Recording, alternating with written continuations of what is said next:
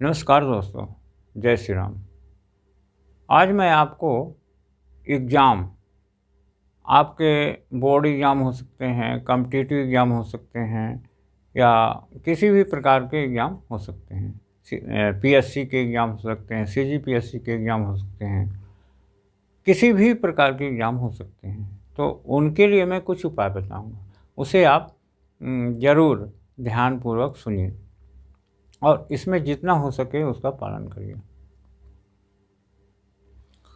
जीवन में आप देख लीजिए कि और आजकल एक चीज़ और भी है, मैं आज आपको एक चीज़ और बता रहा हूँ। जो डॉक्टर बाहर से पढ़ के आते हैं, जो यूक्रेन, कज़ाकिस्तान और भी कई जगह से पढ़ के आते हैं, वो लोग भी एग्ज़ाम देते हैं और उसमें थोड़ा उनको दिक्कत होती है। उसमें दिक्कत होती है कि उसमें कितना 150 मार्क रहता है। उसमें 150 मार्क्स पासिंग मार्क्स होते हैं और 300 का पूरा होता है। नेगेटिव मार्क्स नहीं होते हैं, लेकिन तो भी 150 मार्क्स प्राप्त करना होते हैं। बहुत सारे बच्चे उसमें क्रॉस नहीं कर पाते हैं, उसको पास नहीं कर पाते हैं। वो लोग भी ध्यान से सुनें। सबसे पहले तो आप देखिए, ये मैं जैसे आप कोई भी एग्ज़ाम के लिए यूज कर सकते हैं। पर जैसे आप डॉक्टर, मैं एक उदाहरण ले रहा हूँ कि जैसे आप डॉक्टर वहाँ से होके आ गए, पास करके आ गए, लेकिन आप यहाँ एग्ज़ाम देने जा रहे हैं, क्या करें? तो यहाँ आपको एक चीज़ मैं बता दूँ कि आप जहाँ पर आप पढ़ाई करते हैं, वहाँ पर बिल्कुल उस जगह को पवित्र रखिए और उसमें अपना टारगेट बनाइए कि हमें 300 में कितने मार्क्स प्राप्त करने हैं। मान लीजिए आप उस आपको ज़रूरत है 200 150 150 की, तो उसमें आप कितना प्राप्त करना चाहते हैं? 210, 240, 250, जो भी जितना भी हो, उसे आप एक बढ़िया वाइट पेपर में लिख लीजिए या प्रिंट करा लीजिए और बाकायदे उसमें लिखिए। और आपके जो स्टेथोस्कोप है या हिंदी में उसको जो जांच करते हैं, ऐसा क्या आला बोलते हैं क्या, जो भी बोलते हो, स्टेथोस्कोप डॉक्टरी भाषा है, और एक फ़ोटो डॉक्टर का या जो भी हो, जैसा भी आप चाहें वो आप कर लीजिए और आप अपने सामने रखिए। इस प्रकार से ये मैं एफएमजीई एग्ज़ाम के लिए बता रहा हूँ, लेकिन इसी मॉडल में आप किसी भी एग्ज़ाम का उदाहरण ले सकते हैं। किसी भी, जैसे डिप्टी कलेक्टर बनना है या नायब तहसीलदार बनना है या तहसीलदार बनना है, जो भी आपको करना है, किसी भी प्रकार के एग्ज़ाम के लिए आपको एक मॉडल, एक टारगेट बनाना होगा। तो मैं अभी आपको डॉक्टर का उदाहरण दे रहा हूँ। तो ये आप कर लीजिए और बिल्कुल बाकायदे उसमें एक टारगेट बना के बैठिए और पर डे उसमें आप बना लीजिए कि भाई मैं इतना मिनट पढ़ूँगा, इतना घंटा पढ़ूँगा, इतना मिनट ध्यान करूँगा, इतना मिनट, जो भी आपकी इच्छा है वो आप कर लीजिए।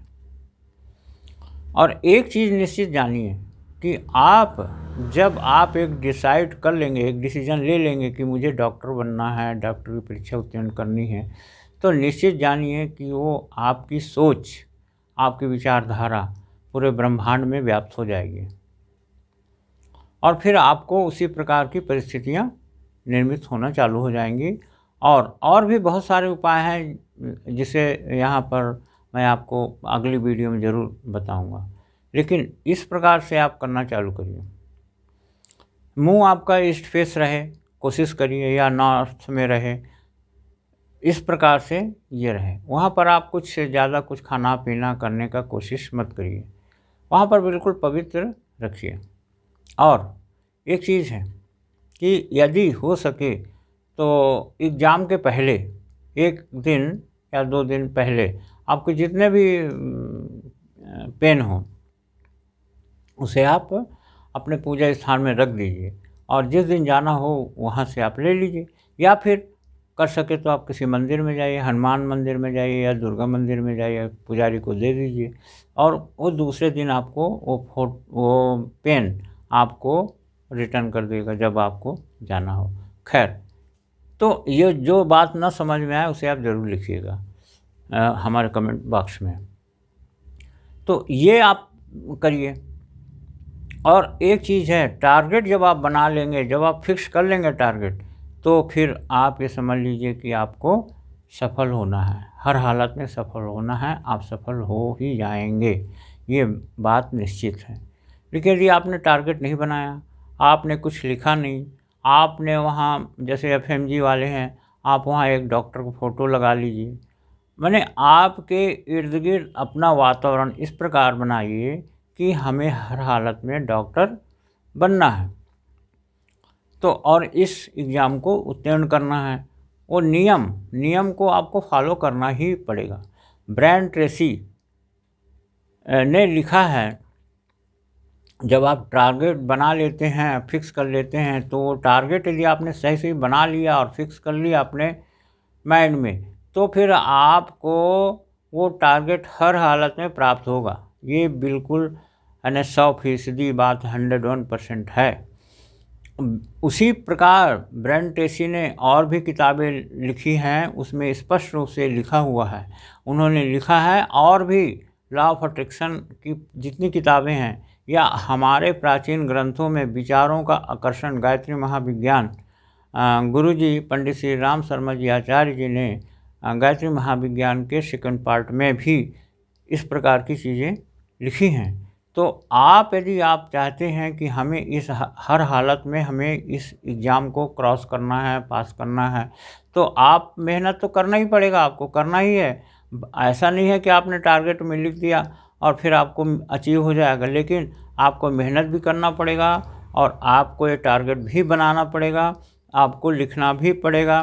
जब ये सारी चीज़ें आप कर लेंगे तो आपको हम लिखित देते हैं, हर हालत में आपको 101% आप उस एग्ज़ाम को क्रॉस कर जाएंगे। लेकिन अब एक चीज़ ये है कि यदि आपने इन सब चीज़ों को सिर्फ आपने लिख लिया, जैसे कई लोग लिखते हैं कि भाई हमने तो रोज़ लिखा टारगेट को लेकिन हुआ नहीं, लेकिन नहीं, आप उसको रोज़ लिखिए, अच्छे से अच्छी कॉपी में ले लीजिए और अपना एक टारगेट बनाइए और भविष्य काल में मत लिखिए, वर्तमान काल में लिखिए और उसको रोज़ लिखिए, कम से कम सुबह शाम ज़रूर लिखिए।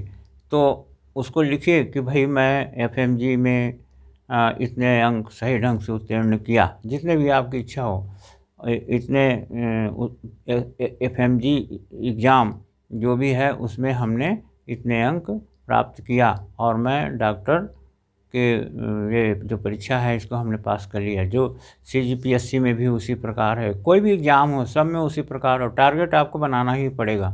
यदि आपने टारगेट नहीं बनाया है और आप आधे मन से परीक्षा दे रहे हैं तो उसके लिए हम कुछ नहीं कहते हैं, तीर तुक्का में कुछ भी हो जाए, लेकिन आपको सही सफलता मुश्किल है। लेकिन आपको हम जो बता रहे हैं इसमें किसी भी प्रकार का कोई अंधविश्वास की बात नहीं है। बिल्कुल हमारा जो अवचेतन मन है और हमारा जो माइंड है वो पूरा ब्रह्मांड में हर चीज़ से जुड़ा हुआ है। जब आप संकल्प, जैसे कहा जाता है कि संकल्प से सृष्टि का निर्माण हुआ, तो उसी प्रकार जब आप एक संकल्प से इस एग्ज़ाम देना चालू करेंगे, कोई भी एग्ज़ाम हो, तो आप हर हालत में उसको क्रॉस कर जाएंगे, उसको पास कर लेंगे, उसको उत्तीर्ण कर लेंगे। तो ये जो है मैंने आज इतना बताया है, इसे आप करने का प्रयास करिए। तो बस यहीं से वीडियो को एंड करेंगे। कल या इसके बाद हम जो भी वीडियो बनाएंगे और भी हम इसके संबंध में बातें करेंगे, बताएंगे, और कमेंट आप ज़रूर लिखिए और सब्सक्राइब करिए और शेयर भी करिए, जिससे कि और लोगों को फ़ायदा हो सके। लाइक भी करिए। तो वीडियो देखने के लिए धन्यवाद, बहुत बहुत धन्यवाद। ओम जय श्री राम, ओम जय श्री राम, हर हर महादेव, और सभी लोगों को प्रेम व साथ में आशीर्वाद भी, छोटे बच्चों को, बड़ों को यथोचित अभिवादन। तो बस यहीं से वीडियो को हम एंड करते हैं, और वीडियो देखने के लिए आपको बहुत बहुत धन्यवाद।